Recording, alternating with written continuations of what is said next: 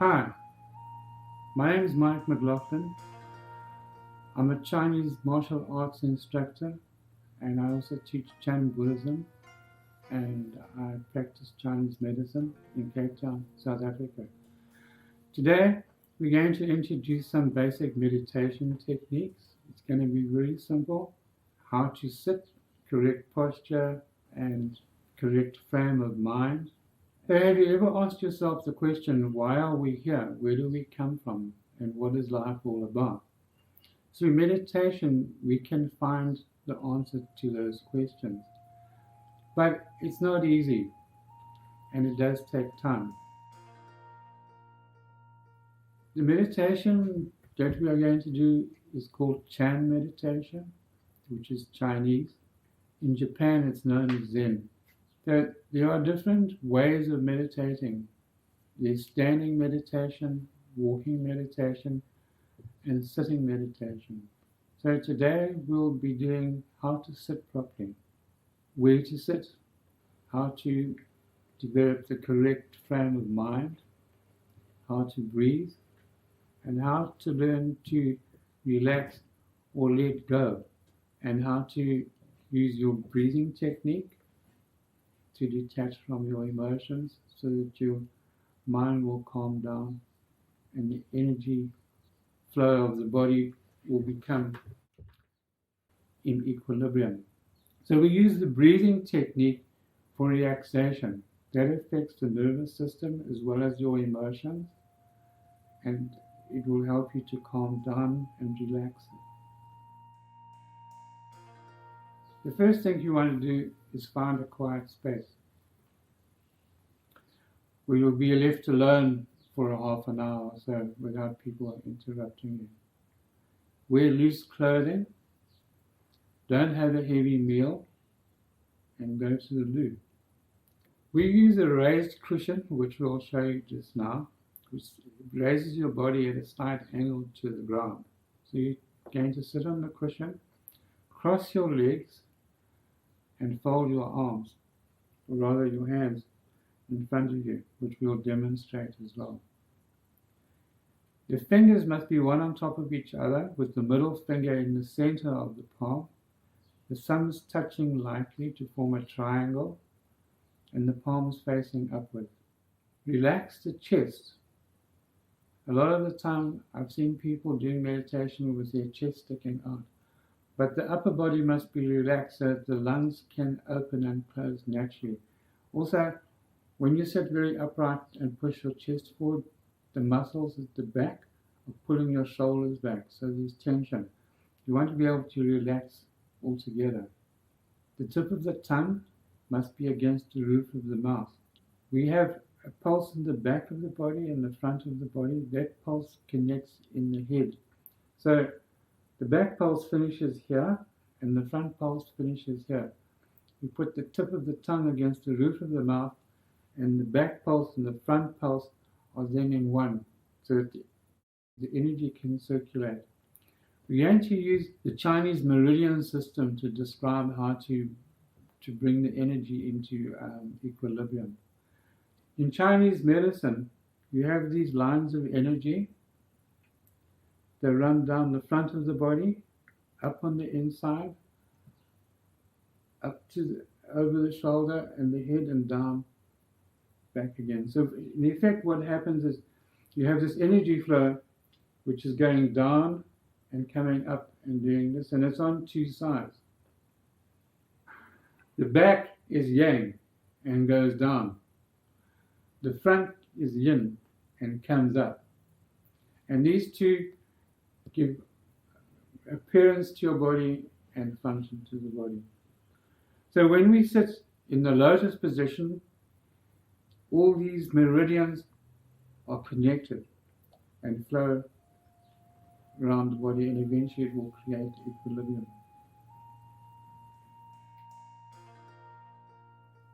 So once we're in position, we use a breathing technique.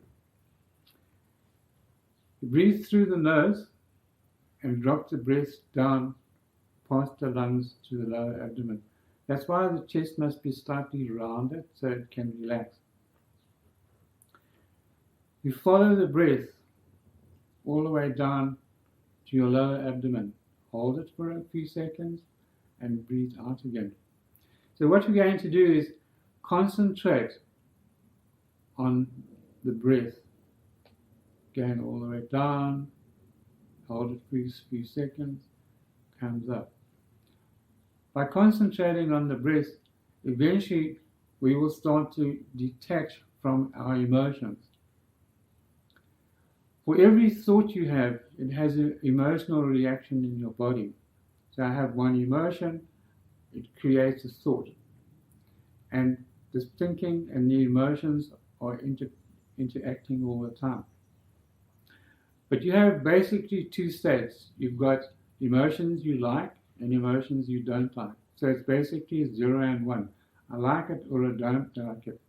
So the attached emotion and the attached thought interact with each other all the time and then create more thoughts and more emotions. So we want to reduce that as much as possible. So by following this breathing method and concentrating on the breath, we can gradually create a gap and detach from the emotions. So you can't stop your thoughts. The more you try to stop your thought, the more comes. So by using this technique, we can gradually detach from the emotion, and then the emotions will drop to a low level, which is what we want. Then the body energy will also start to unify and the whole body will start to relax so that you don't have this tension all the time. So this is just a basic technique to start with. Once you are comfortable with doing the breathing technique and your body is relaxed, we want to concentrate in the lower abdomen, about 1 hand span below the navel and about 2/3 of the way back towards your spine. So by placing the hands in front of the abdomen, we breathe down and try to expand the abdomen towards the hands. So you can touch lightly with your hands so that you have something physical to work with. So you can feel the abdomen moving in and out, the way a baby breathes before it starts walking. Then take that concentration and move it back towards your spine. Now we have the breathing going up and down smoothly, and gradually you won't have to do anything. It will just come by itself. Then we want to put your attention or your mind in the lower abdomen and keep it there all the time. So now you have the breathing going smoothly up and down, but your mind is in the lower abdomen, and you keep it there and you start to concentrate and keep that concentration and try to hold it so that your mind doesn't jump around for as long as you can. So we do that for 10 minutes and then relax, stretch your arms, open your legs up, then recross them again and start all over again. So we can do 10 minutes with a little break and then another 10 minutes with a little break. So in all, it'll probably take you around half an hour. Then gradually, from 10 or 20 minutes, you can go to 15, and then gradually, say half an hour, and for 30 minutes or so. What you will find, even doing the meditation for such a short period, is that after a while, your legs will start to hurt and eventually feel numb. You may feel very uncomfortable in the lower part of your body, which will then start moving up to the shoulders and the neck. The thing to do there is you have to try to overcome that. So eventually you'll break through and the pain will go away. But don't give up. Keep going. When you sit in this meditation posture, you'll find that after a while your legs begin to hurt Your body starts feeling uncomfortable. Maybe your legs will eventually start going numb. Nothing will happen to you. You'll be fine. But you have to overcome this. So try to stay there as long as you can until eventually the pain starts to recede and you break through. But you mustn't give up just because it's uncomfortable. All that's happening is the body's energy is trying to readjust itself and come into equilibrium. So it's important to work through that uncomfortableness. It also is a way of strengthening your mind so that you persist and don't give up easily. In Chan meditation, we use what's called the Lotus posture. So just now Michelle will be demonstrating the Lotus posture. To start with, if you cross your legs like you normally would if you're sitting down, that will be fine. But later on, when you become more flexible, you can move into a half lotus and then possibly later a full lotus. Some people will probably be able to do the full lotus right from the beginning if you're not too muscular and you're flexible. The hand should be the middle finger in the center of the palm. So the fingers are on top of each other, like this, and the thumbs come together, forming a triangle. That is just below the navel. So the navel is here, and the triangle formed by your hands will be just below that. Michelle will now demonstrate the Lotus posture, or a revised version. So this is the half lotus. One foot's underneath the side, the other foot's on top of the side with the sole facing upwards. And the hands, middle finger in the middle of the hand, the thumbs touching lightly, and a little triangle here in front of the navel, just below the navel. What you really want is if she should be hanging as if she's a triangle or a pyramid. So from the top of the head, and then angled down here to the hips, and then the legs in a triangular fashion. And relax the chest. So the shoulders are slightly round, but the main thing is to drop the chest in. So just stick your chest out. Okay. Not like this, because you can't relax the upper body and the chest is closed in. So you want to sink the chest, but don't hunch. So as if you're hanging from a skyhook. Then she's going to breathe through the nose, tongue against the roof of the mouth, breathe down to the lower abdomen. So the abdomen will slowly move in and out like a child does, the baby does before it starts walking.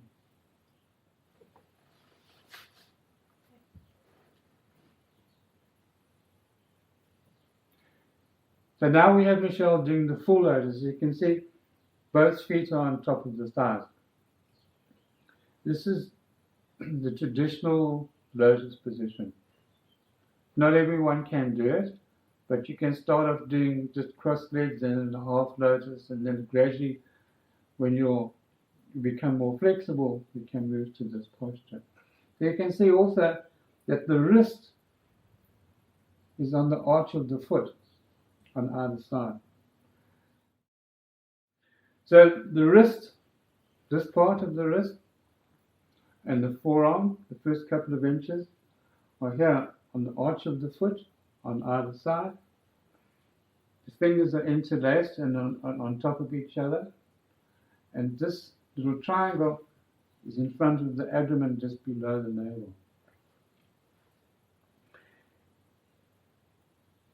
This unites the flow of energy through the body, as in Chinese medicine with the meridian points.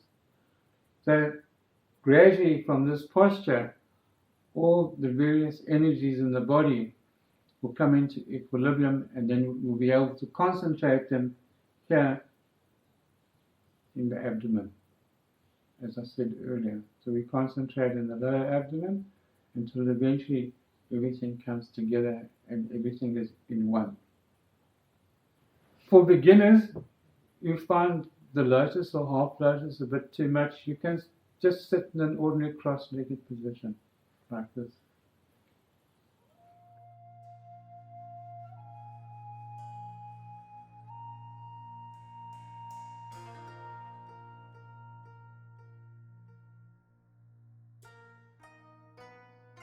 Going back to the being like a baby, that state, you also mentioned breathing like a baby. When they breathe, just the belly moves up and down, not the chest. This is also why we want to relax the chest and allow it to sink down into the abdomen. When children are born, they naturally breathe from the center, from the navel. Right? The navel is connected to a point in the back called the life, the fire gate, or the gate of life and death. So when an egg is fertilized, and it's basically in any living animal, it fertilizes in the center and it starts to grow like this exponentially, and then it forms a shape of whatever it's going to be, a human being or a horse or a fish or whatever is going to happen. So we want to come back to that one center point before the formation of a body starts. So it's not just going back to being like a little child, it's going back further to the beginning of introduction of life to this dimension. And that's the concentration into one point eventually. Just one tiny point, like a particle, if you like. But going back a couple of steps to try and get to that point, if we have to go through the physical body first, other things that have cropped up for me is, so if you're having a stiff day, for instance, and you can't go into the full lotus and you can only do, say, a half lotus, is it a good idea to swap legs halfway through your meditation, or could you just do the entire meditation with the one leg until such time as you are able or capable of going into a full lotus? Well, you can try, because the body is not perfectly asymmetrical. So sometimes one side is weaker than the other side, or maybe a bit feel stiffer. So you can try swapping arms and legs.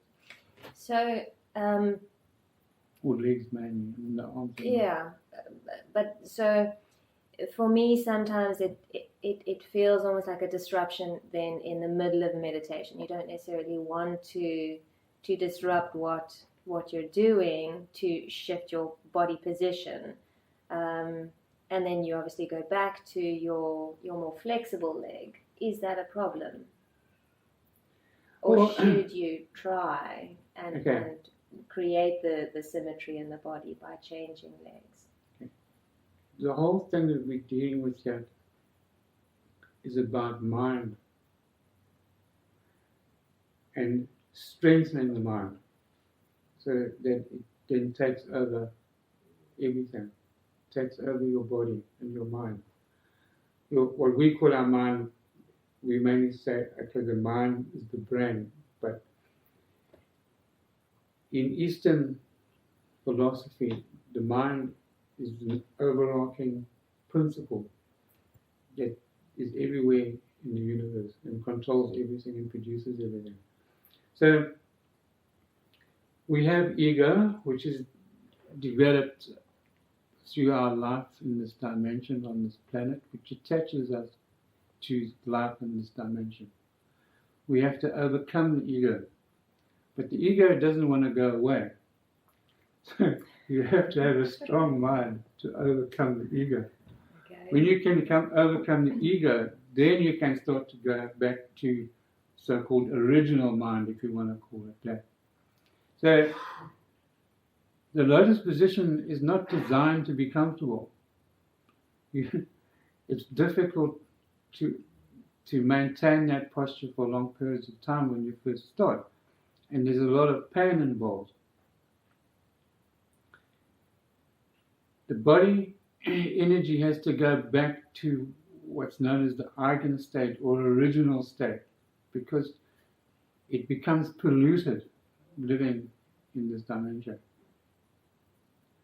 So that posture gradually, it coordinates the energy flow and starts to bring it into equilibrium, and it starts to transform it back to the original state, which is what it's designed for. But it takes a lot of willpower. So moving around when you start feeling uncomfortable, you can do that to start with until you become more flexible, but gradually you have to just ignore it and then use your mind to overcome the pain, and then gradually everything will just slot into place. Okay, so you take a very inflexible person and they start sitting in let's just say a cross-legged position for now, and then maybe a half lotus, but now they're using muscles to hold themselves in position. So you're also trying to relax and release, but you're also trying to hold the correct position. So where do these two marry? Then, like, where do you start? What do you do in a situation like that? So you have to overcome that. When you overcome the pain, the muscles will relax. Okay, but maybe it's not pain. So maybe you're strong. You're a strong person. So you're able to physically hold the position, but you're not in a relaxed state. Do you hold the position and concentrate on relaxing in that position until such time as the body gives up? When you can move to the center, your body, the center will automatically bring you to the correct posture. It will adjust it automatically. Okay. So you have to break through that extraneous stuff until you can go to the center core. And the center core will pull you into the right posture automatically.